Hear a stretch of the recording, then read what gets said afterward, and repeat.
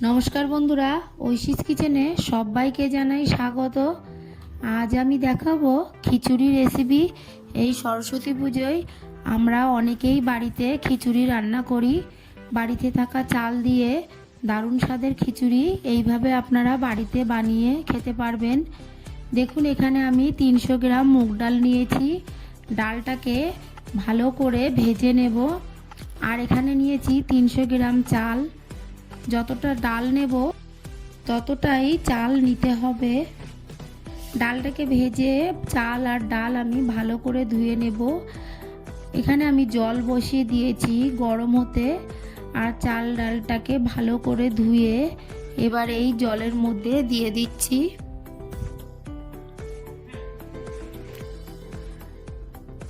এদিকে দেখুন, আমি আরও একটা কড়া বসিয়ে দিয়ে তার মধ্যে সর্ষের তেল দিয়েছি। তেলটা গরম হলে এর মধ্যে অল্প হলুদ গুঁড়ো দিয়ে ফুলকপি আমি দিয়ে দিচ্ছি। ছোট ছোট পিস করে কেটে ভালো করে ধুয়ে নিয়েছি। একটা ছোট সাইজের ফুলকপি আমি দিয়ে দিলাম।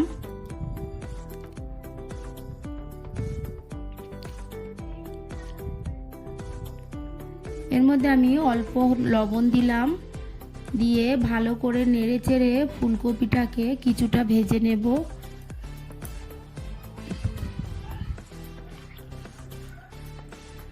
ফুলকপিটাকে ভেজে নিয়েছি। এবার এর মধ্যে দিয়ে দিলাম কেটে রাখা আলু। আমি বড় বড় করে আমরা মাংসে যেমন আলু দিই তেমনই আলু কেটে নিয়েছি। এবার এই আলু আর ফুলকপিটাকে আরও কিছুক্ষণ নেড়ে চেড়ে ভেজে নিয়ে এবার এর মধ্যে দিয়ে দেব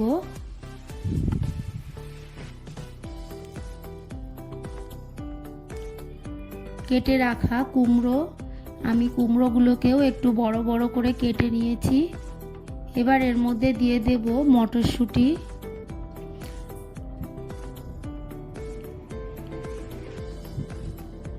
এবার সব সবজিগুলোকে কিছুক্ষণ নেড়ে চেড়ে সবজির কাঁচা গন্ধ চলে যাওয়া পর্যন্ত আমি ভেজে নেব।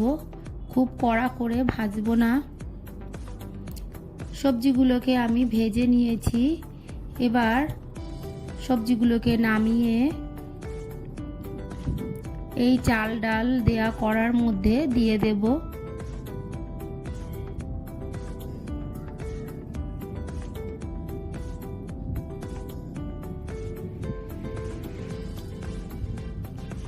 এবার খুন্তি দিয়ে ভালো করে একটু নেড়ে দেব।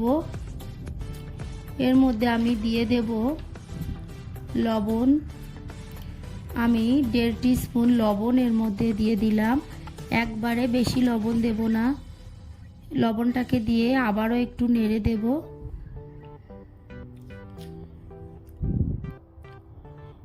এর মধ্যে দিয়ে দিলাম চেরা কাঁচা লঙ্কা। ঝালটা আপনারা আপনাদের পরিমাণ মতো দেবেন। আবারও একটু নেড়ে চেড়ে দিয়ে এর মধ্যে দিয়ে দিলাম হলুদ গুঁড়ো। হলুদ গুঁড়োটাকে দিয়ে আবারও একটু নেড়ে দেব।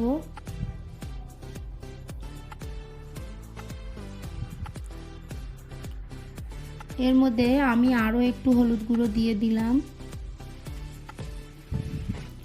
দিয়ে ভালো করে নেড়ে চেড়ে নিয়ে এটাকে ফুটতে দেব। আমি গ্যাসে সবজি ভেজে নেওয়া কড়াটাকে আবারও বসিয়ে দিলাম। এর মধ্যে দিয়ে দিলাম সর্ষের তেল। তেলটা গরম হয়ে গেছে। এর মধ্যে দিয়ে দিলাম 1 টিস্পুন গোটা জিরে আর 2টো শুকনো লঙ্কা। এবার দিয়ে দেব তেজপাতা। ফোড়নটাকে একটু ভেজে নেব। এবার এর মধ্যে দিয়ে দেব 2টো কুচানো মিডিয়াম সাইজের টমেটো। টমেটো কড়াই দিলে গায়ে তেল ছিটকায়। এর মধ্যে এই সময় আমি দিয়ে দেব অল্প লবণ। লবণ দিলে টমেটো থেকে তেল গায়ে ছিটকাবে না আর টমেটোটা তাড়াতাড়ি ভাজা হয়ে যাবে। ভালো করে নেড়ে চেড়ে টমেটোটাকে ভেজে নিয়েছি। এবার এর মধ্যে দিয়ে দেব আদা বাটা। আদা বাটাটাকে দিয়ে আবারও একটু নেড়ে চেড়ে নেব। এবার আমি এর মধ্যে দিয়ে দেব জিরে গুঁড়ো। জিরে গুঁড়ো দিয়ে আবারও একটু নেড়ে নেব। এই সময় গ্যাসের ফ্লেমটাকে আমি লো করে দিয়েছি, না হলে মশলাটা পুড়ে যাবে। এর মধ্যে দিয়ে দেব লাল লঙ্কার গুঁড়ো। লাল লঙ্কার গুঁড়োটাকে দিয়ে আবারও একটু নেড়ে চেড়ে মশলাটাকে কষিয়ে নেব। মশলাটাকে আমি ভালো করে কষিয়ে নিয়েছি। এবার এই মশলাটাকে খিচুড়ির মধ্যে দিয়ে দেব।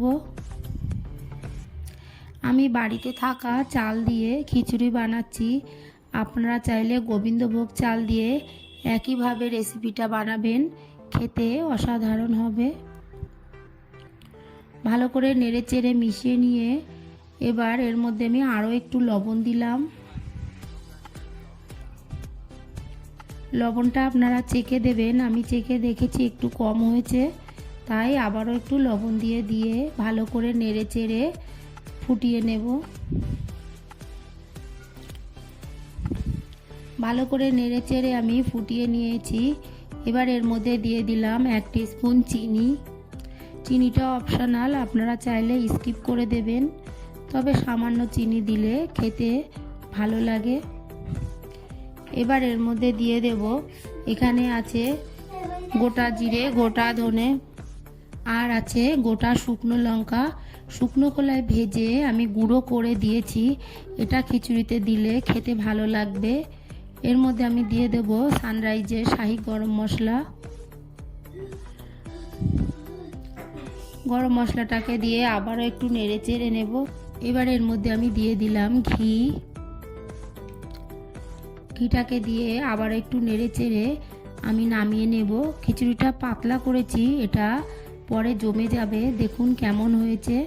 আমার এই রেসিপিটা আপনাদের ভালো লাগলে আমার চ্যানেলটিকে সাবস্ক্রাইব করে পাশে থাকা বেল আইকনটি ক্লিক করে দেবেন, তাহলে আমার নতুন নতুন ভিডিওর নোটিফিকেশান আপনাদের কাছে পৌঁছে যাবে। একটা লাইক করতে ভুলবেন না। পুরো ভিডিওটা দেখার জন্য সবাইকে জানাই অসংখ্য ধন্যবাদ।